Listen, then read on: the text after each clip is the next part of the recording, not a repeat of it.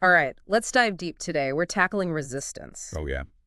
And you guys have sent over some fascinating stuff, excerpts from Steven Pressfield's Do the Work, Mm-hmm. and some commentary by Seth Godin. Right. So whether you're, wrestling with some creative project or trying to launch that big idea or even just trying to break a bad habit, we're going to unpack how to identify and then conquer those forces that keep us stuck.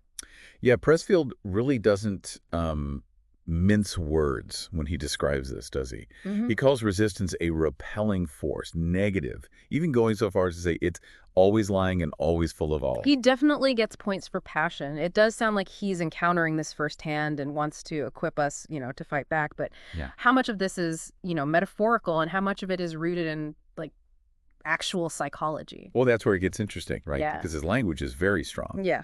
But if you think about the things that actually hold us back, fear, self-doubt, procrastination, they really can feel like an internal enemy that we're Yeah. constantly battling. Yeah. It's not that far off from other frameworks that you might be familiar with, like cognitive behavioral therapy, where you actually learn to challenge and reframe negative thought patterns. Oh, I see. So it's not just about being more disciplined or organized. It's about recognizing that there's this force working against us. Exactly. And a key insight that Pressfield offers is that this resistance, while it's internal, it isn't inherently us. Right. It's like a separate entity that we can learn to identify and manage. It's like, it reminds me of that saying, don't believe everything you think. Yeah. We can have these thoughts and feelings that, make us want to quit or make us want to stay small, but that doesn't mean they're true or that we have to give in to them. Have you ever felt that? Like, wait, this feeling's real, but it's not really me. Absolutely. Yeah. That separation is critical because it allows us to be more compassionate with ourselves. Oh, interesting. We're not bad people for experiencing resistance. We're simply facing, a common human challenge. Right. And you have to remember that even, even seasoned veterans, even the pros deal with this. Pressfield mentions that Henry Fonda, even at 75, still felt nervous before performances. Wow. If Henry Fonda still felt it, then it must be truly universal. It is. So knowing that, like, everybody faces this, how do we actually go about overcoming it? Pressfield throws out this idea of staying stupid, which sounds a little crazy at first. What's the deal with that? It's counterintuitive, right? Yeah. But he's getting at this idea that overthinking and overanalyzing, they can actually be forms of resistance themselves. Hmm. He points to figures like Charles Lindbergh, Steve Jobs, Winston Churchill, people who achieved extraordinary things, partly because they didn't let fear or doubt paralyze them. They just took action, even when they didn't have all the answers. So it's almost like having a healthy dose of ignorance can be beneficial, especially when you're starting something new. Yeah. Like if Lindbergh had fully grasped all the dangers of flying solo across the Atlantic, maybe he wouldn't have even tried. Exactly. And this idea of staying stupid connects really nicely with the Dunning-Kruger effect. Oh, yeah. In essence, it suggests that, a lack of expertise can sometimes lead to an inflated sense of confidence, which in turn can help us take those initial, often very scary steps. So that early ignorance combined with a just do it attitude can be a really powerful combination. That makes a lot of sense. But how do we balance that like stupid action with not making completely reckless decisions? Well, that's where discernment comes in. Right. It's not about, throwing caution to the wind entirely, but rather about finding that sweet spot between overthinking and being foolish. A key distinction here is that while we can embrace productive stupidity, especially in those early stages of a project, it's crucial to remain open to learning and refining our approach as we gain more experience and knowledge. So it's like dive in head first, but keep your eyes open while you're swimming. This is great stuff, but I'm curious, what are some specific tactics that we can use to start, moving forward even when that resistance is whispering in our ear? Well, one of Pressfield's most practical suggestions is using a simple 3-act structure for any project, much like a screenwriter would. Oh, interesting. It might seem overly simplistic, but it's incredibly effective in breaking down complex endeavors into manageable chunks, beginning, middle, end. He even uses the Last Supper as an example. What? Act 1 is the supper table, Act 2 is Jesus in the center, and Act 3 is the perspective and background. Hold on, the Last Supper as a 3-act structure. That's fascinating. It shows how this framework can apply to anything, even a masterpiece of art. Right. But for us non-Da Vinci's out there, how do we actually use this structure to, say, write a book, or launch a business. Right. So imagine you want to finally write that novel you've been dreaming of. Act 1 could be crafting your premise and outlining the main plot points. Act 2 would be the bulk of the writing, developing your characters and scenes. And Act 3 involves revising, editing, and polishing your work before sending it out into the world. Okay, I'm already seeing how powerful that could be, just breaking things down into those 3 acts. It's like building a house. You wouldn't start by, like, putting up the roof. You'd lay the foundation first.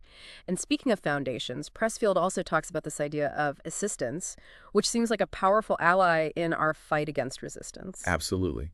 Assistance is the belief that when we're truly committed to something, the universe, or maybe just the natural order of things, starts working in our favor. Okay. Think about a time when you were working on a project and seemingly out of nowhere you had like a brilliant idea, or you met just the right person, or some resource magically became available. That's so true. I've definitely experienced that before. And it really does feel like this invisible force is suddenly on your team. But is it just luck, or is there something more to it? It's an interesting question, isn't it? Is it serendipity, or are we actually drawing these things toward us through our actions and intentions? Right.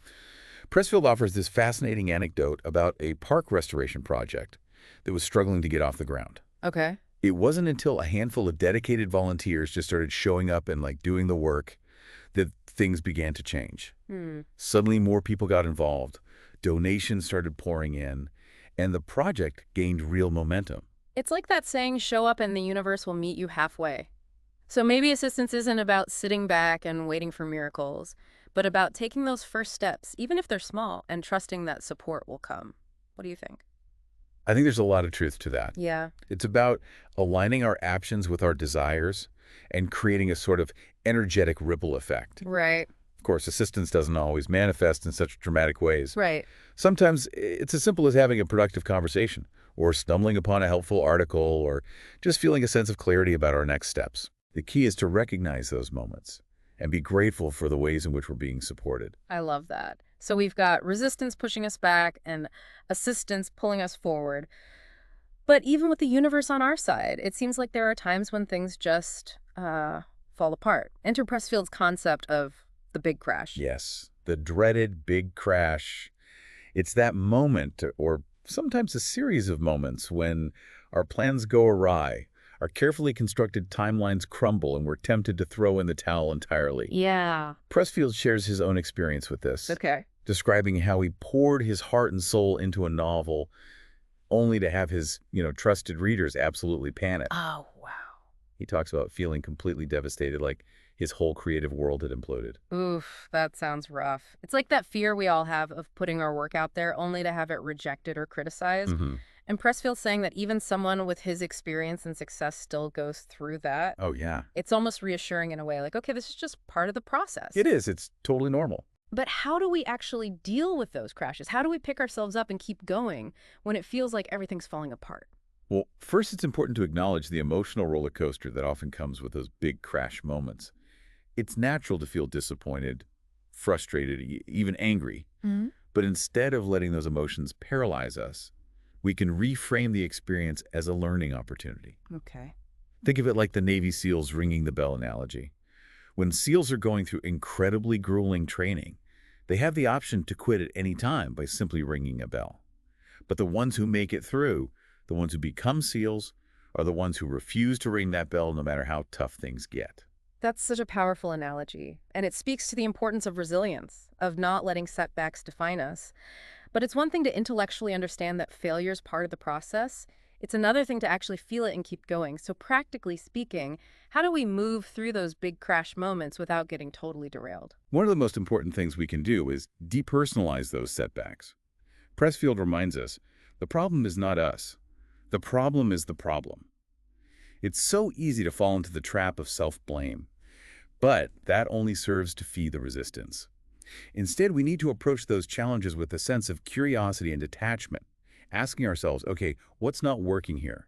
And how can I adjust my approach or perhaps my mindset to find a solution? That makes so much sense, because often it's not that we are failures, but that something in our approach or our thinking needs to be adjusted. And that shift in perspective from I'm a failure to this didn't work, let's figure out why, can be huge, right? Absolutely. But Pressfield also cautions us with a seemingly contradicting statement, sometimes we are the problem. What he's getting at is that sometimes the crash occurs because of our own blind spots, our biases, or our unwillingness to see things clearly. It might be a stubborn attachment to a particular idea, a fear of seeking feedback, or resistance to adapting to new information. So it's about being honest with ourselves and recognizing where we might be getting in our own way. And honestly, that can be even harder than dealing with external obstacles, right? But it also sounds incredibly empowering because once you identify those patterns, those limiting beliefs, you can start to shift them. Exactly. And Pressfield offers a great example of how he worked through this process himself.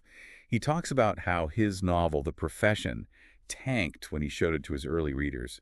They hated it. And importantly, they were right. He realized the problem wasn't with the writing itself, but with the underlying concept. It was too close to real-world events, too emotionally charged, and it was weighing down the story. Okay, so he had this big crash moment, Mhm. realized he was part of the problem, and then what? Did he just scrap the whole thing and start over? Not quite. Yeah. He went back to the drawing board, revised the entire premise of the book, and pushed the timeline further into the future. Hmm. And guess what? It worked. The book found its footing. The story flowed more naturally. And he was able to finish it with a renewed sense of confidence and clarity. That's such an inspiring example. It shows that even when things seem hopeless, even when we feel like we've completely messed up, there's always a way to salvage the situation, to learn from our mistakes, and to create something even better than we initially imagined. And honestly, those big crash moments can sometimes be the catalyst for our greatest breakthroughs. It's often in those moments of perceived failure that we're forced to reevaluate our assumptions, get creative with solutions, and push ourselves beyond our comfort zones. So we've learned about resistance and we've explored assistance and we've even talked about how to navigate those big crash moments, but all of that leads to like one pretty crucial question. How do we actually get our work, our projects, our dreams out into the world? How do we ship? Well, Pressfield really emphasizes shipping because, as Seth Godin points out, it's the true moment of truth. Hmm. Shipping is when we declare our work ready for prime time, ready to be seen and judged by the world. And I'm guessing that for a lot of us, that moment can be pretty terrifying. It is. It is. It takes a lot of courage to make yourself vulnerable, to risk that rejection or criticism. Absolutely. Pressfield calls it having um, killer instinct, and he uses a rather vivid metaphor, Oh, okay. driving a stake through the heart of a monster. Wow. It's about summoning that final push, that unwavering commitment to finishing what we started even, or perhaps especially when fear and doubt are creeping in. He even brings up Shakespeare to illustrate this point, talking Hmm. about how Hamlet, despite knowing what he needs to do, gets so bogged down in overthinking and self-doubt that he never takes decisive action. Right. It's like resistance wins by default. That's the real danger of resistance, isn't it? It keeps us paralyzed, Yeah. stuck in this perpetual cycle of procrastination and self-sabotage. But think about those who actually do manage to overcome this paralysis. Individuals like author Michael Crichton, who Pressfield says would get up earlier and earlier as he neared the end of a novel, Oh, wow. sometimes working around the clock just to maintain that momentum and to ship that finished product. It sounds intense, but it also speaks to the power of having that killer instinct, knowing when to push through those final stages of resistance and just get the thing done. It's not necessarily about working around the clock, though. Right. It's more about um, recognizing those moments when resistance is strongest Yeah. and being prepared to meet them with unwavering determination. So as we wrap up this deep dive on resistance, I want to leave you with a few key takeaways and questions to ponder. Okay. First, remember that resistance is a universal force. You're not alone in this struggle. We all face those inner demons that try to hold us back. Yeah. Second, remember that assistance is available. Yes. When you're truly committed to something, the universe, in sometimes subtle and sometimes surprising ways, will conspire to help you along the way. Third, don't be afraid of those big crash moments. They're inevitable, and they can actually be incredibly valuable opportunities for growth and learning. And finally, ask yourself, what am I resisting right now? What project am I putting off? What dream am I holding myself back from pursuing? And how bad do I really want it? Because the answer to that last question will determine your willingness to face those inner demons, to embrace the challenges, and to ultimately ship your work out into the world. That's a great point to end on. Thanks for joining us on this deep dive into resistance. We'll catch you next time.